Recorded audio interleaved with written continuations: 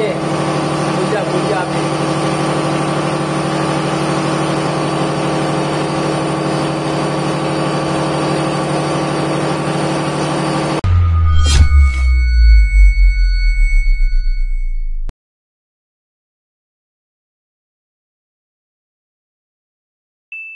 तो चलिए शुरू करते हैं। मित्रांनो, तर आपल्या नवीन ब्लॉग मध्ये तुम्हा सर्वांचं स्वागत आहे।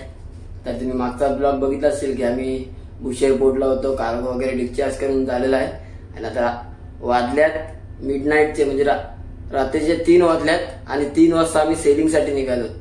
पूर्ण झोपची वाट लावून ठेवला, झोपायला सुद्धा नीट मिळालं नाही मिळत आणि आता पुन्हा वॉच आहे। आता वॉच किती तास असेल का माहिती नाही, कारण 3 वाजता तर माझा वॉच चालू होतं आणि सेलिंग वॉच तर माझं 12 ते 6 असतं। आता बघू काय होते काय नाही ते। आणि आता आम्ही पोर्टच्या बाहेर निघतो। इकडे सोयल वगैरे स्टँड बाय आहेत आणि हा पोर्ट आहे।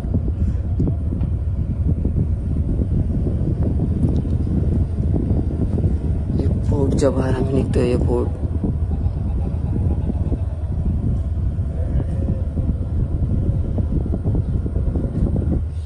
चला आता फटाफट फ्रेश वगैरे होतो आणि जातो इंजिन रूम मध्ये। तर भेटू तरी आपण इंजिन रूम मध्ये। Bye bye. आणि ब्लॉग शेवटपर्यंत नक्की बघा मित्रांनो आणि लाईक कमेंट आणि सबस्क्राईब नक्की करा मित्रांनो प्लीज। तर आपण सेलिंग न करता अँकर टाकणार आहे, कारण जस्ट विंच ऑन केलाय म्हणजे अँकर टाकणार। सेलिंग नाहीये तर काही हरकत नाही। 3 तास वॉच आहे, जातोय मग वॉचवर। अजूनपर्यंत पायलटचा जाण्याचं वेट करते। पायलट गेल्यानंतर मी जाणार आहे इंजिन रूम मध्ये। 5-10 मिनिटं झाले अजूनपर्यंत फक्त पायलट बोट येऊन आहे स्टँड बाय। पायलट अजूनपर्यंत जात नाहीये आणि अँकर स्टेशन पण आलंय। काय माहिती त्यांचा काय असे काय नाही। वेट करतो पायलट जाण्याचा। पायलट गेला का नंतर जायचं आवाज इंजिन रूम मध्ये। आता आम्ही अँकर स्टेशन कडे येऊन पोहोचले आणि शिप आहे अँकर वरती आहे, दुसरी पुढे शिप आहे अँकर वरती। काय आता काय नाही ते समजेलच तुम्हाला। कधी सेलिंग करतो कधी नाही सांगेलच मी तुम्हाला, सेलिंग कधी करतो कधी नाही।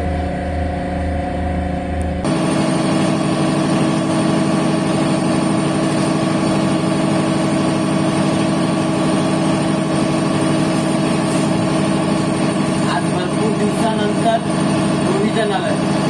प्रोव्हिजन मध्ये काय एक सरबत आहेत, जे खात नाही ते खातो ते खातो। सध्या वॉचवरती काहीच काम नाहीये बसायचं आणि अँकरवरती असल्या कारण काहीच काम नाही। मित्रांनो, तर काल आम्ही बुशेर पोर्टवरनं निघालो, म्हणजे रात्री मिडनाईटला 3 वाजता निघालो आणि येऊन पुन्हा आम्ही अँकर ड्रॉप केलाय। आता सहजासहजी काही नाहीये, अजूनपर्यंत अँकर वरती जाऊ सेलिंग पर्यंत। अजूनपर्यंत सेलिंगचा काय माहिती नाही आम्हाला। तर आता झाला माझा वॉचचा टाइम, तर मी जातो वॉचवरती। पण वॉचवर जाण्याअगोदर भरपूर भूक लागली होती। मेशरूम मध्ये गेलो, काहीच नव्हतं खायला। खजूर होते, खजूर उचलले आणि आला गपचूप निघून। आणि आता शिप अँकर वरती आहेत आणि अजूनही जात आहे। तर आता पटापट जातो वॉचवरती, कारण रिलिव्हर असेल तर वाट बघत असेल। कारण इथे असं आहे की टाइम टू टाइम ड्युटी करतात सर्वजण। 5 मिनिट जास्त बसू पण नसेल का 5 मिनिट अगोदर येत सुद्धा नाही। तर जातोय मी आता पटापट। चला तर तुम्ही कंटिन्यू करा। तर आता मी वॉचवरती आहे आणि वॉचवरती आल्यानंतर रिलिव्हरने माझ्यासाठी चांगली सुद्धा खबर दिली आणि बॅड न्यूज सुद्धा दिलाय की काय की आता 3 वाजता मी वॉचवरती आलाय आणि 4 वाजता इंजिन रूम मध्ये काम करायचं। काम काय तर जो मेन जनरेटर आहे नंबर 1 त्याचं पूर्ण लूप ऑइल चेंज करायचं आम्हाला। नंतर दोन्ही साईड म्हणजे स्टारबोर्ड आणि पोर्ट साईडच्या मेन इंजिन मध्ये लूप ऑइल फिल करायचं। तर 4 वाजायला अजूनपर्यंत टाइम आहे। तिथपर्यंत मी सर्व रेडी करून ठेवतो, म्हणजे चीफ इंजिन आल्यानंतर काही टाइमपास नाही झाला पाहिजे म्हणून आता लूप ऑइलचे डबे फिल्टर वगैरे सर्व रेडी करून ठेवतो। तर चला कंटिन्यू करा।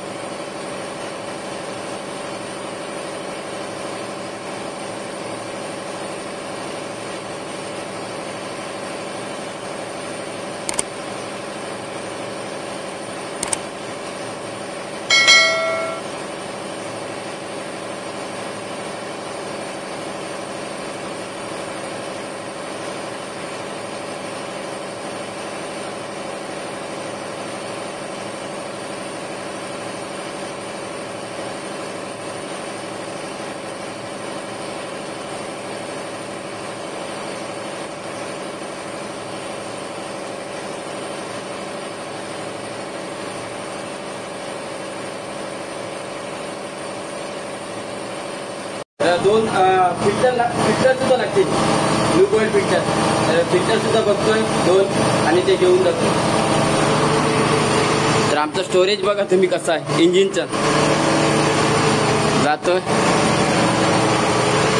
हे फिल्टर घेतला आता, 2 फिल्टर घेतल्यात,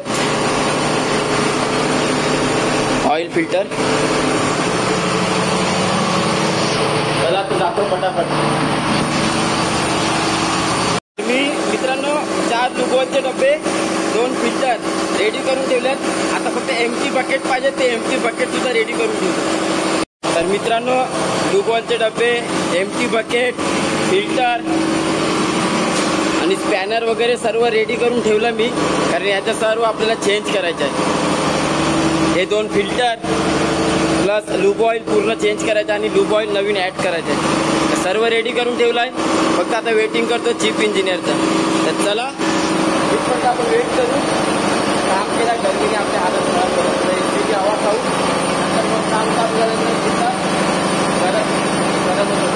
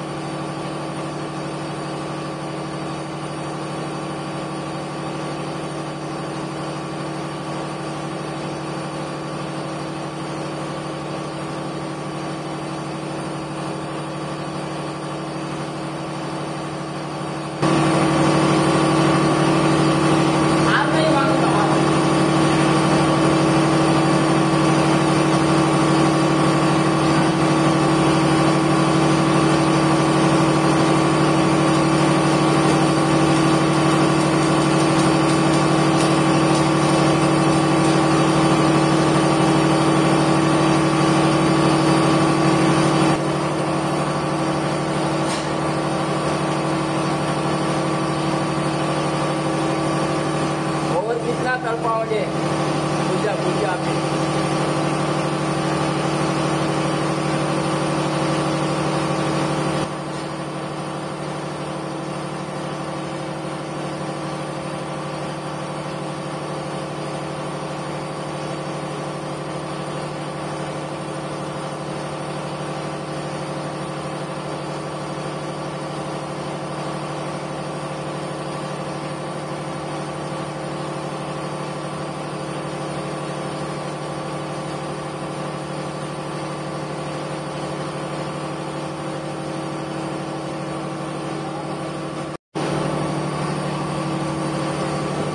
फायनली अर्धा तासानंतर एक ओपन झालं. अजून एक बाकी आहे. बघू आता किती टाइम लागतो.